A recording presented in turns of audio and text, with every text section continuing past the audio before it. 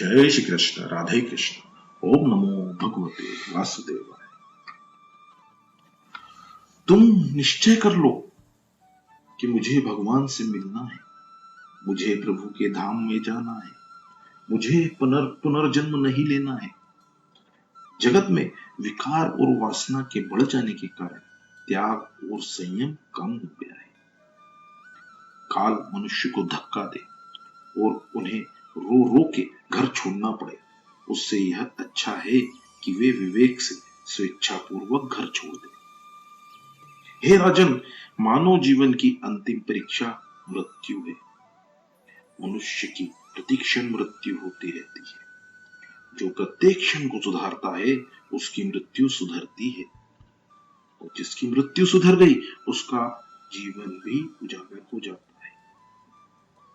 प्रभु का स्मरण अगले क्षण के अंतकाल में करना चाहिए, मात्र जीवन के अंतकाल में नहीं। क्षण क्षण को जो सुधारता है उसी का जीवन सुधरता है। यह शरीर प्रतिक्षण बदलता रहता है, अर्थात प्रतिक्षण शरीर का नाश होता रहता है। अंतकाल में अर्थात प्रत्येक पल के अंत में मनुष्य की मृत्यु होती रहती है। जो प्रभु का स्मरण प्रतिक्षण करो। शंकराचार्य ने शंकर भाष्य में यही कहा है।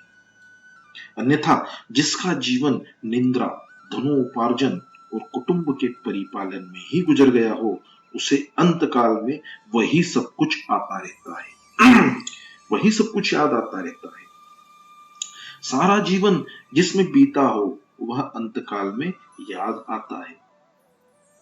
एक बूढ़ा बीमार हो गया, उसका सारा जीवन द्रव्य आदि के पीछे ही बीता था। अंतकाल नजदीक आया। उसके पुत्र आदि कहते हैं कि पिताजी, अब आप श्री कृष्ण गोविंद हरे मुरारी हे नाथ नारायण वासुदेव का जप कीजिए, किंतु उस बूढ़े के मुंह से ये शब्द निकलते ही नहीं है। जीवन में कभी भगवान का नाम लिया हो तब वह नाम याद आए ना। वह बूढ़ा मन से द्रव्य का ही चिंतन कर रहा था। उसकी दृष्टि आंगन में गई। उसने देखा कि बछड़ा झाड़ू चबा रहा है। इतना छोटा सा नुकसान भी वह बूढ़ा कैसे सह सकता था। उसका दिल जलता है कि मैंने कैसे धन कमाया है, यह ये लोग नहीं जानते। उसे लगा कि रुपये पैसे की तथा अन्य वस्तुओं की इन लोगों के लिए कोई कीमत नहीं है। मेरे जाने के बाद ये लोग घर को लुटा ही देंगे। वह बूढ़ा कुछ स्पष्ट तो बोल नहीं सकता था, इसलिए कुछ बड़बड़ाने लगा।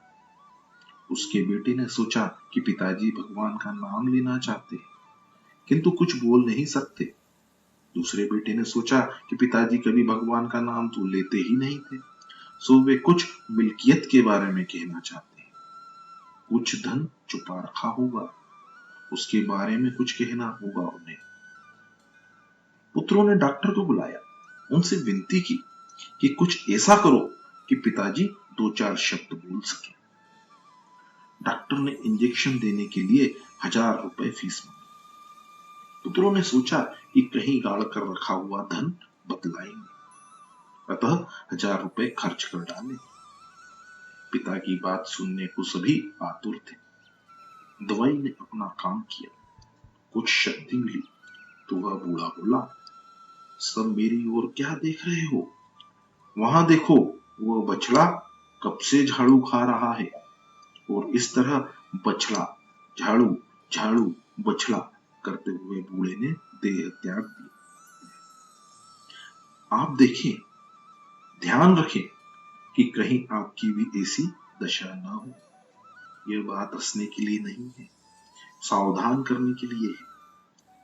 लक्ष्मी जी अकेली आती है तो रुलाती है, किंतु साथ में ठाकुर जी भी आवे तो सुखी करती है। लोग कहते हैं कि आने वाले कल की खबर कैसे हो सकती है, किंतु वह तो पहले से ही सावधान करके आता है। काल सभी को सावधान करता है, किंतु लोग मानते ही नहीं है। काल आगमन के पहले पत्र लिखता है, किंतु काल का पत्र पढ़ना कोई नहीं जानता। बाल सफेद होने लग जाए तो मानो कि काल की नोटिस आ गई है। दांत गिरने लगे तो मानो कि काल की नोटिस आ पहुंची है। और सावधान मनो, दांत गिर जाते हैं तो लोग नकली दांत लगवाते हैं। दांत गिरने लग जाए तो समझ लेना चाहिए कि अब तो दूध भात खाकर प्रभु भजन करने का समय आ गया है। लेकिन लोग नकली दांत बनवा कर इसलिए लगवाते हैं कि पापड़ खाने का मजा आएगा। इसे कहां तक चलेगा? खाने से शांति तो मिलती ही नहीं, इसके विपरीत वासना और अधिक भड़कती ही है। मृत्यु की कई निशानियां बतलाई गई। अरुंधति का तारा न दिखाई दे तो मानना चाहिए कि 1 वर्ष में मृत्यु होगी। स्वप्न में कीचड़ में धंसता हुआ शरीर दिखे तो मानो कि 9 माह में मृत्यु। स्वप्न में कुम्हार के हाथी अर्थात गधे पर सवारी करने का दृश्य दिखाई दे तो मानो कि 6 माह में मृत्यु हो जाएगी। कान में उंगली डालने के बाद अंतर्ध्वनि न सुनाई दे तो समझो कि 8 दिनों में मृत्यु हो जाएगी। मृत्यु के लक्षण जानकर भयभीत मत होना। सावधान होने के लिए यह लक्षण बतलाए गए। सावधान होने के लिए ही यह भागवत कथा है। भागवत की कथा सुनकर परीक्षित कृतार्थ हुए। मरण को सुधारने के लिए भागवत शास्त्र है। जीवन को जो सुधारता है उसी का मरण सुधरता है। राजन, मरण को जो सुधारना हो तो प्रत्येक क्षण को सुधारो। रोज सोचो, विचार करो, मन को बार बार समझाओ कि ईश्वर के बिना मेरा और कोई नहीं है। इस शरीर को भी एक दिन मुझे छोड़ना ही पड़ेगा, अतः यह भी मेरा नहीं है। यह शरीर भी मेरा नहीं है तो मेरा और कौन है? क्योंकि सभी संबंध शरीर के कारण ही उत्पन्न हुए हैं। भावना करो कि मैं तो न तो किसी का हूं और न ही कोई मेरा है। इस तरह ममता को हटाओ। संग्रह से ममता बढ़ती है, इसलिए अपरिग्रही बनो। तृप्ति भोग में नहीं, त्याग में। ममता सिद्ध करने के लिए सबसे ममता रखो। व्यक्तिगत ममता दूर रखो। प्रत्येक मनुष्य को चाहिए कि वह प्रतिक्षण सर्वात्मा सर्वशक्तिमान भगवान श्री कृष्ण की लीलाओं का ही श्रवण, कीर्तन और मनन करे। इंद्रियों को भोग से नहीं, प्रभु स्मरण से, प्रभु सेवा से ही शांति मिलती है। दुख का कारण देह ही है। दुख भोगने के लिए ही तो देह मिली है ना। पाप ही न किए होते तो यह देह और जन्म ही क्यों मिला होता। रामदास स्वामी ने दास बोध में लिखा है, देह धारण करना ही पाप है। मनुष्य हर तरह से सुखी नहीं हो सकता। हे राजन, मानव शरीर सुख के उपभोग के लिए नहीं मिला है। मानव शरीर तो भजन करके भगवान को प्राप्त करने के लिए ही मिला है। इंद्रिय सुख सभी प्राणियों को एक सा ही मिलता है। शरीर संग से जो सुख स्त्री और पुरुष को मिलता है वही सुख कुत्ते और कुतिया के संग मिलता है। अतः मनुष्य जीवन पाकर प्रभु स्मरण में लीन रहो। तुम जीवन को कुछ ऐसे सांचे में ढालो कि मृत्यु के क्षण में भगवान की ही याद आए। जीव शिव बनने का प्रयत्न ही नहीं करता, अन्यथा वह तो शिव बनने के लिए ही जन्मा है। जीव जब ईश्वर से कहता है कि मैं आपका हूं तो वह संबंध अपूर्ण है, परंतु ईश्वर जब जीव से कहता है कि तू मेरा है तभी वह संबंध परिपूर्ण होता है। पाप को टालो, पुण्य कार्य तुरंत करो। ईश्वर हमें पाप की प्रवृत्तियों से कभी नहीं जोड़ता, परंतु जन्मों के संचित संस्कार ही पाप करने की प्रेरणा देते हैं। एकांत में ईश्वर का भजन करो, मन को एकांत जल्दी एकाग्र बनाता है। एक ईश्वर में ही सबका अंत करना एकांत है।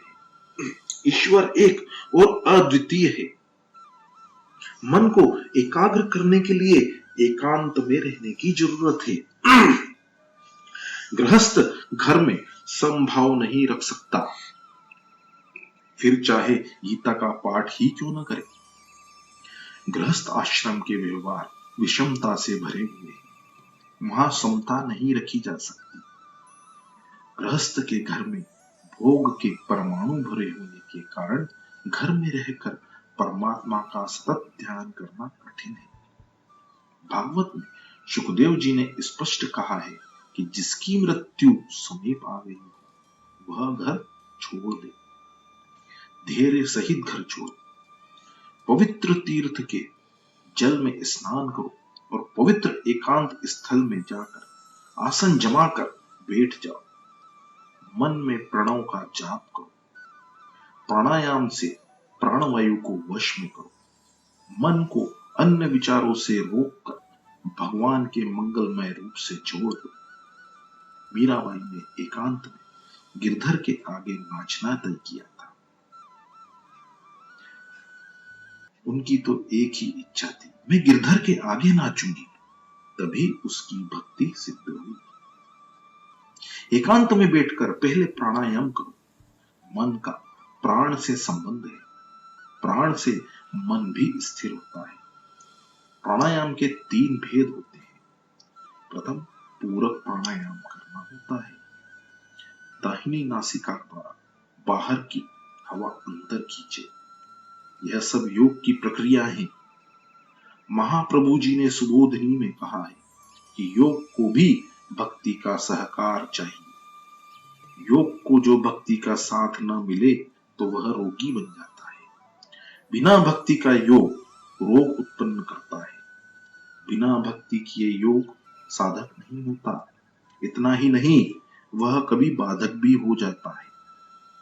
भक्ति से योग किया जाए तो प्रभु के साथ संयोग होता है। योग से योगी मन को स्थिर कर सकता है, किंतु हृदय विशाल नहीं होता।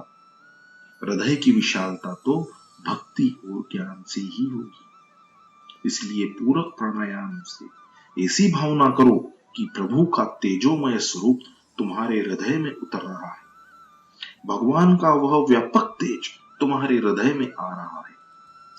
फिर जब कुंभक करो तब भावना करो कि मैं ईश्वर का आलिंगन कर रहा हूं। प्राण को शरीर में रोके रखना ही कुंभक है।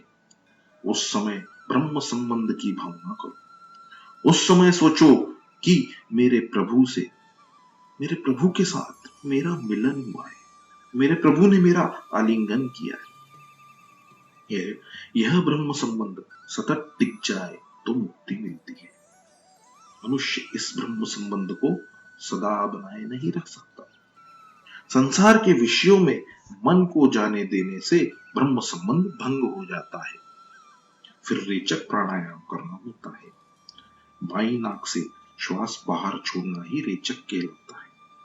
उस समय ऐसी भावना करो कि मैं प्रभु के साथ एक हो गया हूं, मैं भगवान से एक रूप हो गया हूं, भगवान का बन गया हूं। इसलिए मेरे पाप बाहर निकल रहे हैं, वासना बाहर निकल रही है, मेरे मन के सारे विकार बाहर आ रहे हैं और अब मैं शुद्ध हो रहा हूं। जब तक कुछ न कुछ लौकिक व्यवहार भी करना है, तब तक मन स्थिर नहीं हो सकता। बाहर का संसार तो भजन में, कीर्तन में विक्षेप नहीं करता, किंतु मन का संसार अवश्य विक्षेप करता है। ब्राह्मण संध्या में अगमर्षण करता है। वह सोचता है कि मेरे पाप बाहर निकल रहे हैं। मन की मलिनता 2 प्रकार की होती है। स्थूल मलिनता साधारण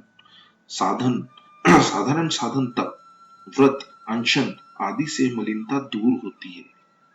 सूक्ष्म मलिनता तीव्र भक्ति से ही यह दूर हो सकती है। जय श्री कृष्ण, राधे कृष्ण। ओम नमो भगवते वासुदेव।